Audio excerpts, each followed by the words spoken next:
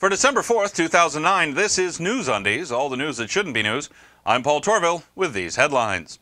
Republican U.S. Senator from Nevada, John Ensign, has stated that he will not resign because to do so would ensure the re-election of Harry Reid. Now, in case you forgot, back in June, Senator Ensign admitted an extramarital affair after the husband of the woman he'd been bonking approached Fox News with the story. Ensign, a howling hypocrite, refuses to resign, even though 11 years ago he called for the resignation of then-President Bill Clinton over a blowjob, stating that he, Clinton, had no credibility left. Huh. Lou Dobbs, former CNN host and current xenophobe, has answered a question, and ladies and gentlemen, that is worrying. Dobbs was asked by former U.S. Senator Fred Thompson whether he might run for the presidency in 2012, to which Dobbs replied, quote, "Yes is the answer," end quote. Not, quote, "yes," end quote. Not, quote, "there's a strong possibility," end quote. Not, quote, "the answer is yes," end quote. What's that about? Is he planning to run for head of the Jedi Council, too? Dobbs, who, in addition to railing against illegals, spent an inordinate amount of time fretting over President Obama's birth certificate and fueling the infantile birther movement. Dobbs appears to combine all the eyebrow-raising wacky of Ross Perot with all the Nixonian charm of Pat Buchanan, and with any luck, he'll do just as well. Susan Boyle. Pope Benedict XVI continues to stay on script for World AIDS Day, urging everyone to pray for AIDS sufferers. Honestly? Really? Prayer? I wonder if it has ever occurred to His Holiness that the AIDS epidemic is part of God's divine plan. Even if the Pope can't see it, maybe the time has come for the believers to realize that whether or not there is a God out there somewhere, we're on our own down here. We'll have more after this. Hey gang, it's time for celebrity birthdays once again. I got my cake hat on. Let's rock! For Saturday the 5th, Fritz Lang, dead. Walt Disney, dead. And Strom Thurmond, dead. For Sunday the 6th, Babyface Nelson, dead. Stephen Wright and Nick Park. For Monday the 7th, Ted Knight, dead. Noam Chomsky and Larry Bird. For Tuesday the 8th, Jim Morrison, dead. Rick Baker and Phil Collin, wah! For Wednesday the 9th, Tom Daschle, Joan Armatrading and Michael Dorn. For Thursday the 10th, Rod Blagojevich, Michael Clark Duncan and Nia Peoples. For Friday the 11th, Rita Moreno, Ron Carey, dead, and Terry Garr. That's Celebrity Birthdays. I'm Paul Torville, and I am done!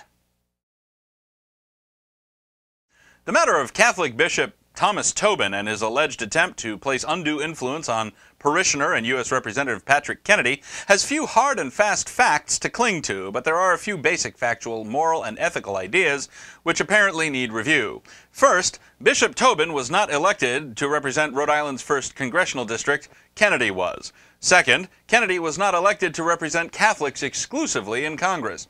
Third, Kennedy was elected making no secret of his position on abortion.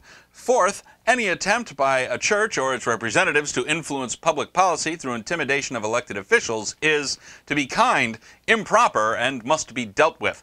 Perhaps Bishop Tobin should take a page from the Pope's playbook and suggest prayer. It seems to be working wonders eradicating HIV in Africa.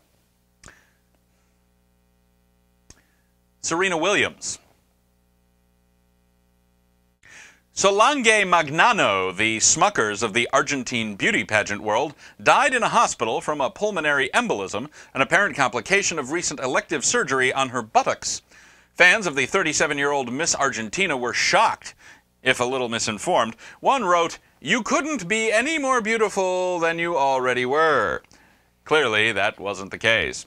More after this. The recent flap over Bishop Tobin reignites an old issue in America. What level of influence of a church over elected officials is too much? Here are Pig and Sheep with their thoughts. Well, obviously the church, well, my church, is God's representative here on earth, and therefore should have absolute influence over politicians. What's wrong with that? Momentarily disregarding the First Amendment to the U.S. Constitution and all the federal election laws forbidding clerical influence over elections, it seems to me that until any one and only one church can provide overwhelming objective evidence of its factual rectitude, they all need to refrain from political influence beyond the one and only vote each preacher is entitled to as a U.S. citizen. That's what Pig and Sheep think. What are your thoughts? Email them to ovcomments@newsundies.com. Paula Deen, the Southern-style celebrity chef, managed to catch a canned ham with her face while helping to unload 25,000 pounds of donated food at an Atlanta, Georgia food bank. No word yet on whether the man who threw the ham was a cardiac patient. Tiger Woods backed his Escalade over a fire hydrant and then rolled it, and now is trying to use Jedi mind tricks not only on his adoring public, but on the Florida Highway Patrol. The Florida Highway Patrol, unmoved by Woods' status, wealth, and celebrity, gave him a ticket for, quote, careless driving, end quote. That's gotta sting. Back with more after this.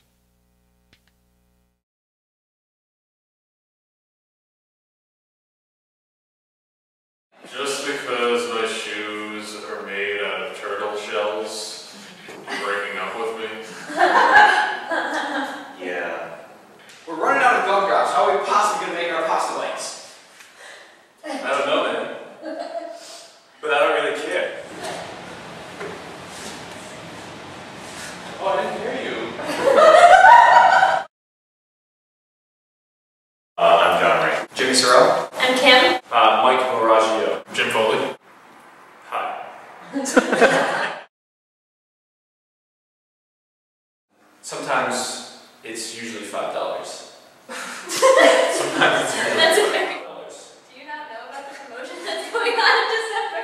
If you bring in a can, you get it for free. No, a can of food. Not a can of air.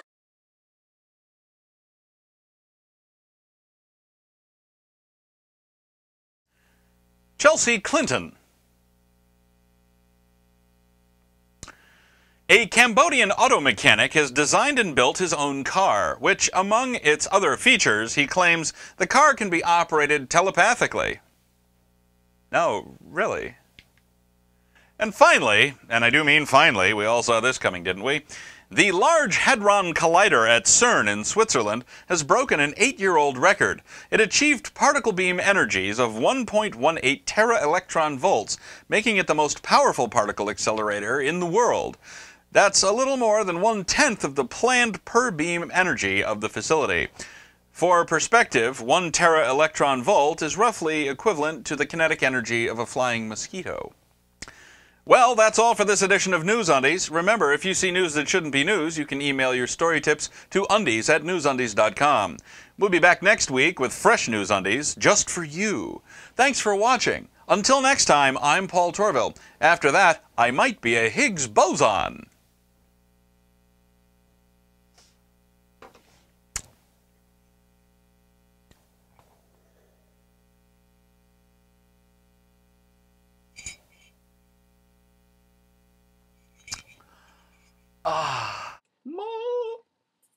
I got my News Undies coffee mug with my News Undies coffee in it.